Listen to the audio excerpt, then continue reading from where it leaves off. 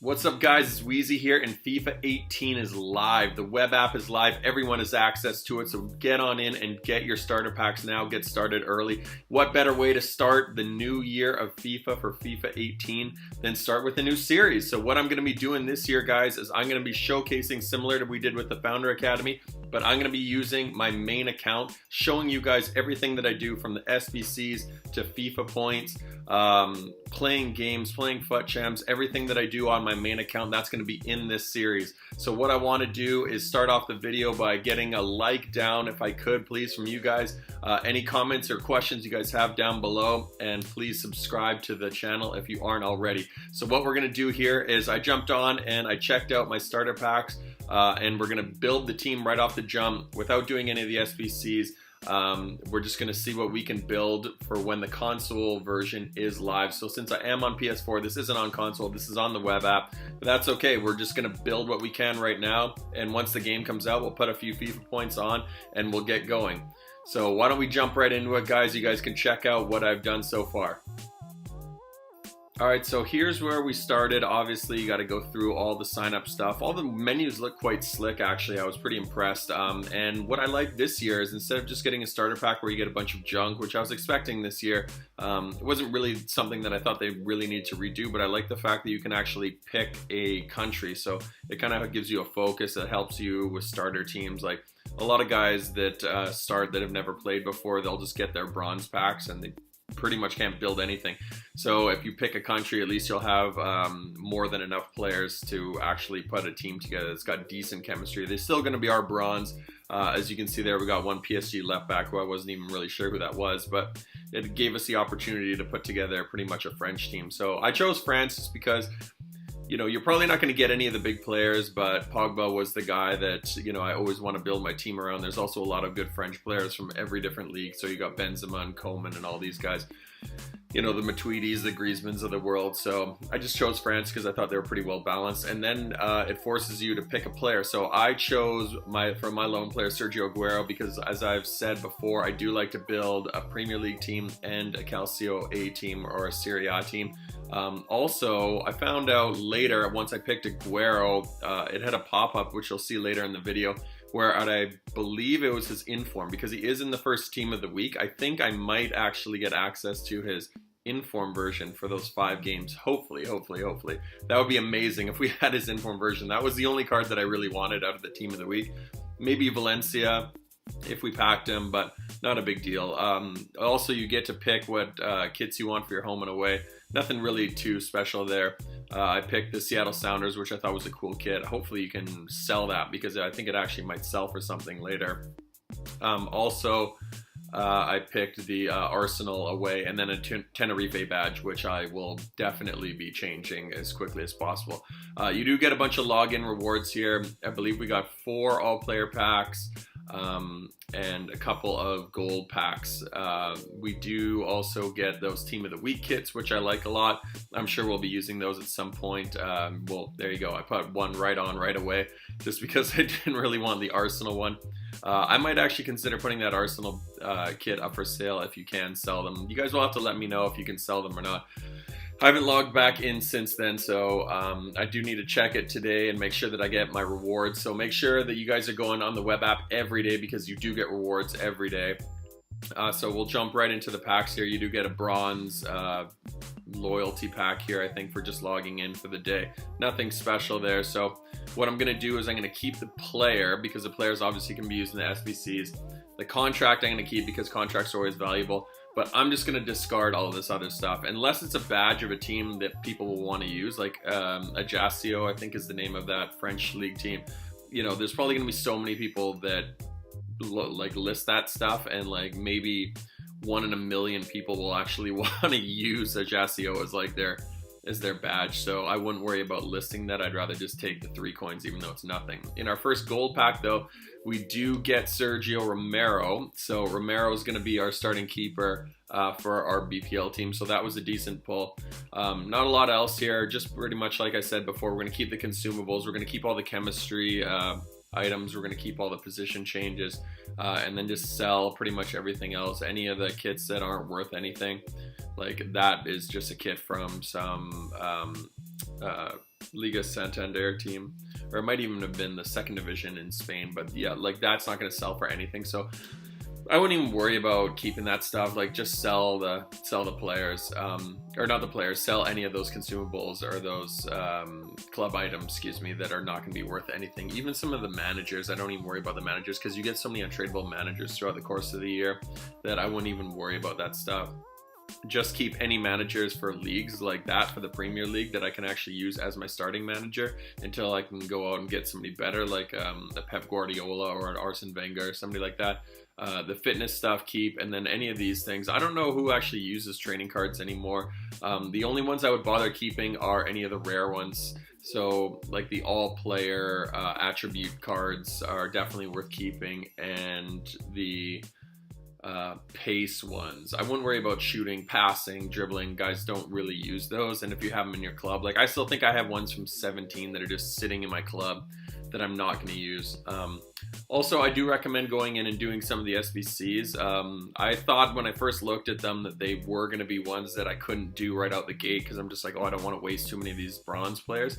But you can actually probably do them. I think you only need a couple of bronze players, and they don't even have to be shinies, and I don't even think you need connections. So you can just take players, like if you've got one random player from the Polish league and one Irish guy or whatever, you can just throw those into the SBCs and just rinse them, because you will get a couple of untradeable ones that you'll replace the bronze guys with, and I believe you get one or two gold players through some of those rewards. So as you guys can see, that we weren't getting like really good players. We were getting a bunch of junk that I'll probably be able to use in SBCs later. So no player is not valuable. These guys all have some value at some point, but as you guys can see, these packs aren't really that great. Like El Hario Ilya is like okay. I mean, you might be able to use them at some point. I think the good thing is that you can actually like sell these guys. So if I go on the market and somebody's building a Turkish league team, I can actually throw him into the Turkish league transfer market, and hopefully people will actually buy him because he is like a pacey guy. But for me, he's totally worthless. Like I don't have any use for him. So unless they're Serie A guys or Premier League players, they're just nothing that I'm going to use. So of all the guys in here, I was just worried about getting anybody from the Premier League that was gold. So that was my first Calcio A player. That was João Cancelo from, I'm sure I butchered that name, Cancelo, from the right back from Inter, who was actually probably the best right back, barring some of the bigger name players that are going to be playing for like Juventus, but like from like lesser known, I don't want to say lesser known clubs, Inter's not a lesser known club, but from clubs that don't produce like the really high 80 rated players, he's going to be like a real cheap pacey monster guy. So he's going to be somebody that I'll probably use in my club in the actual starting team for a little while. And then from the Premier League, we didn't really get a whole lot. I think our best player was actually Sergio Romero. We got a center back. We still have Aguero, and I think we got a midfielder as well in there. So what I'm going to do, you guys, is show you the actual breakdown of the building of my team. So the first thing I want to do is obviously change the formation. So I like to use a 4-1-2-1-2 narrow. I kept playing with 4-1-2-1-2 wide. I was trying it even in the later stages of FIFA 17.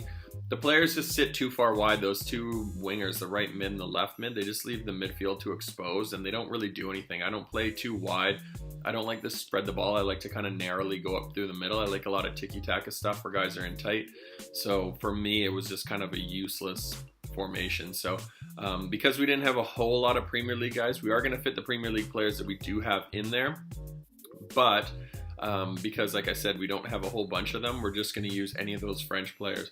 So because we chose France right out of the gate, we're going to have a whole bunch of French players that we can throw into our lineup. Excuse me, I just have like the hiccups or something. But we did get that player, this French guy who plays for Man City there. So that was really handy.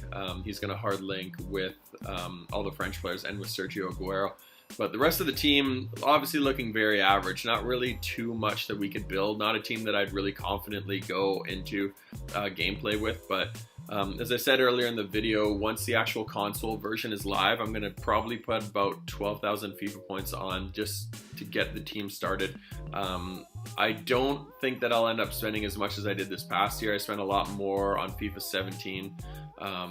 and I probably don't want to spend that much just because this was the first year, FIFA 17, where you could actually get really good rewards from your gameplay and from doing all the SBCs, the amount of packs and stuff like that. Like, I had a team that I would have been comfortable finishing with, you know, after January probably, and then once Team of the Season came out, it was just like, it was just crazy the amount of players that I could actually buy because I had so many assets in my club. Even just discarding like all the golds and selling all the silvers and bronzes and stuff that I would use for SBCs, it was more than enough. So as much as I'd love to encourage you guys to spend money on it, you don't need to, you know, especially if you're playing FUT Champs. I hardly played FUT Champs this year, and I still had more than enough just from doing SBCs and playing in the regular seasons just to get the players that I wanted to. Like, if you see the teams that I finished with, which I have in another video, you guys will see that I finished with dream teams, 2 dream teams. I would have been very happy finishing with just one of those teams and saying this is the team that I finished with,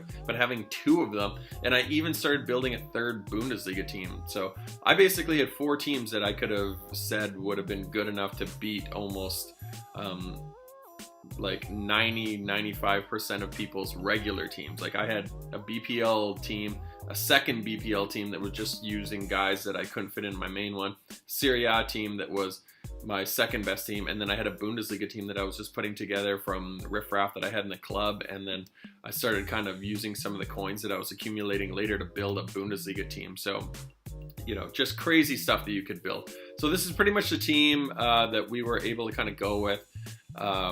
We're gonna use this as the crux of our team heading into the console version. So, you know, opening packs, like I said, is probably just gonna give us enough players that we can actually put together a full Premier League team, but it's probably not gonna be a dream team. So I'm not selling any of these guys right off the jump just because there's not a really good market right now. It is a buyer's market, it's not a seller's market, so I do suggest holding on to your guys, waiting for SBCs to come out, waiting for people to really get the console version so packs start opening up. Because actually, funny enough, as much as people think that packs are just going to flood the market with players, they are, but it's also going to flood the market with gamers. So the amount of people that are going to be in there that'll pay twice as much for some of these guys, like if I look at my left back and my left center midfielder there, those French guys, you know, right now they'll go for nothing because nobody needs them. Nobody wants to build like a French league team with just French guys that they don't know. They're trying to get some of their star players that they want. That's who people are buying right now. So those players are going to go for a lot once people get the console version, once they start playing games and they realize that they, oh my god, I don't have a left center mid. So they're going to be buying guys like that. Oh my god, I need a left back. I don't have a French left back from the French league. So they'll be paying premium. So you'll start to see players go up and up and up. So just hold on to it, not even for day 1, but for day 2, day 3. Within the first week, just watch the prices, like a couple of your key guys, just watch how their prices do and monitor the market, because that's how it's going to be. That's how the market is going to react. It's going to go up and up and up. So make sure you maximize your dollars. Anyway, that's going to be the end of it. You guys saw the team that we're going to be working with right now. It's primarily French team, but once the console version's out, you guys will expect another video from me. So as I said, please leave a like down below on the video. Leave any comments or questions you have. And if you haven't already, please subscribe to the channel. Until day 2, until episode 2, take care, guys. Peace.